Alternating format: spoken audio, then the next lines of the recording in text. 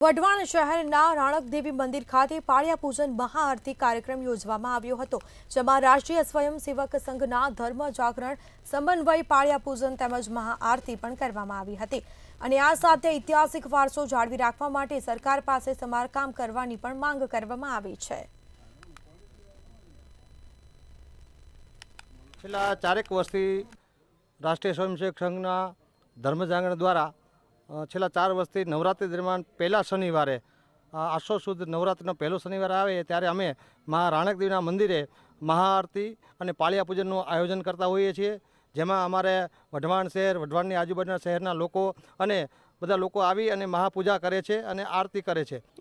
રાજા રાખેંગરના પત્ની રાણકદેવી ભોંયરામાં પોતાના પતિનું માથું લઈને અહીંયા નીકળ્યા। એ ભોંયરું અહીંયા ખુલે છે, જૂનાગઢથી અહીંયા ખુલે છે।